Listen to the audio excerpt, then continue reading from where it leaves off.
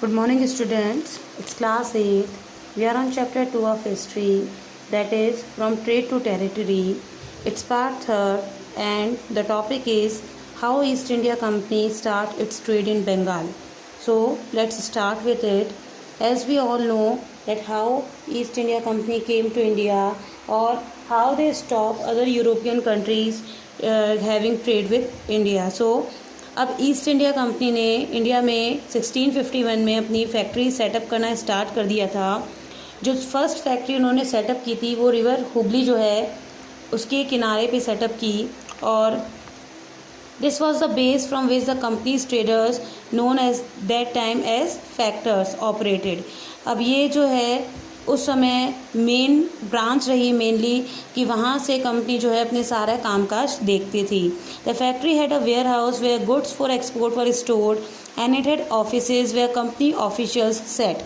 अब वहाँ पे जो है एक तो वेयर हाउस था, गोदाम था, जहाँ पर कि कंपनी के सारे सामान थे जो कि वहाँ से एक्सपोर्ट करती थी, और वहाँ पे ऑफिसेस बने हुए थे जहाँ पर कि कंपनी के ऑफिशियल्स रहते थे। अब जैसे जैसे ट्रेड एक्सपांड हुआ, कंपनी ने दूसरे जो मर्चेंट्स और ट्रेडर्स जो थे उनको भी वहीं सेटल करना स्टार्ट कर दिया। 1696 में उसने एक बिल्डिंग जो है फोर्ट बनाना स्टार्ट कर दिया उसके आसपास, और 2 साल के बाद में इसने मुग़ल ऑफिशियल्स को ब्राइब किया कि कंपनी को 2-3 गांवों की ज़मींदारी दे दें। तो ज़मींदारी दे देंगे तो वो गांव भी उनके हिस्से आ जाते और वो उन पर उनका अधिकार होता जाता। That's why. और उनमें से जो one of these was the Calicut which later grew into the city सिटी ऑफ कैलकाटा और Kolkata as it is known today. तो कालीकट जो था, जिसे कि कोलकाता कहते हैं हम, वो था एक तो। So it also persuaded the Mughal emperor Aurangzeb to issue a farman granting the company the rights to trade duty free. दूसरा उन्होंने क्या किया, मुगल एम्पर औरंगजेब के पास गए कि उन्हें एक फरमान यानी आदेश इशू करें कि कंपनी को उसका ट्रेड जो है वो ड्यूटी फ्री हो जाए, यानी उन्हें कर मुक्त हो जाए, कोई कर नहीं चुकाना पड़े। अब कंपनी जो थी it tries continuously to press for more concessions and manipulate existing privileges. ज़्यादा से ज़्यादा क्या है, अर्निंग चाहती थी, प्रॉफिट चाहती थी, तो यो क्या किए, झूठ बोलना चालू कर दिया। जैसे कि औरंगजेब का फरमान था कि जो उसने केवल कंपनी को राइट दिया था कि भाई अपने ट्रेड को ड्यूटी फ्री कर लूँ, पर जो दूसरे ऑफिशियल्स थे जो कि दूसरे तरह के व्यापार में प्राइवेट ट्रेड में लगे हुए थे, उनको तो ड्यूटी पे करनी थी, उनको तो टैक्स पे करना था, पर उन्होंने भी रिफ्यूज़ कर दिया कि हम भी टैक्स नहीं देंगे। इससे क्या होता है, टैक्स से होता क्या है, वैसे तो टैक्स से गवर्नमेंट की इनकम होती है। उस समय जो सारे सम्राट वगैरह थे, राजा महाराजा थे, एम्परर्स थे, उनकी भी इनकम होती थी। तो टैक्स नहीं मिलेगा तो उनकी अर्निंग नहीं होगी। तो इस तरह से लॉस किसका हो रहा था, रेवेन्यू ऑफ द बंगाल का। So this made the nawab of Bengal. फिर उनके बाद जो नवाब आए थे बंगाल में, लाइक मुर्शीद कुली खान, फिर अली वर्दी खान, फिर सिराजुद्दौला, इस तरह से ये बहुत सालों तक चलता रहा था। उन्होंने इनका प्रोटेस्ट किया। अब जो एट द एंड बताया हुआ है कि सिराजुद्दौला जो था उसने भी इसका विरोध किया कि भाई आपको टैक्स पे करना पड़ेगा।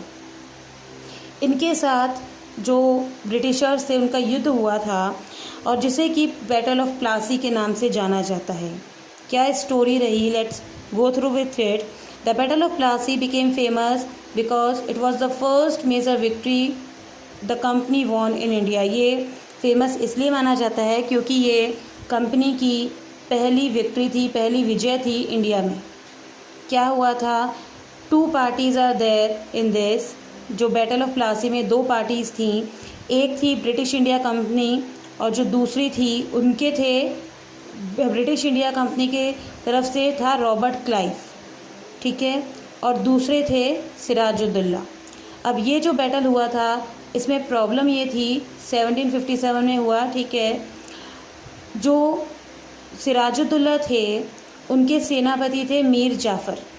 वो ब्रिटिशर्स के साथ मिल गए थे, इसलिए मिल गए थे क्योंकि ब्रिटिशर्स ने उनको ब्राइब किया था कि सिराजुद्दौला को मार के तुम्हें बंगाल का नवाब बना देंगे। तो उनके इन्फ्लुएंस में आ गया। तो उसकी आर्मी, सेनापति का रोल तो बहुत ज़्यादा होता है सेना को इंस्ट्रक्ट करने में, और उसने उनका सिराजुद्दौला का साथ ही नहीं दिया। इस तरह से ये बैटल जो है इसमें ब्रिटिशर्स जीत गए थे। अब ब्रिटिशर्स ऐसा क्यों चाहते थे कि वो उसको हटा दें, क्योंकि वो उनको क्योंकि सिराजुद्दौला जो थे वो ये चाह रहे थे कि ब्रिटिशर जो है इस तरह से अपना साम्राज्य न बढ़ाएं, और ब्रिटिशर्स ये चाहते थे कि ऐसा रूलर आए, ऐसा नवाब हो जो कि उनकी सारी बातें बनाए, उनके हाथों की कठपुतली बन जाए। तो एट द सेम थिंग उन्होंने यही किया कि उन्होंने मीर जाफ़र को ब्राइब किया और सिराजुद्दौला को हरा दिया, और इस तरह से बैटल ऑफ प्लासी जो है उसमें ब्रिटिशर्स की जीत हुई। So that's all for the day. Thank you.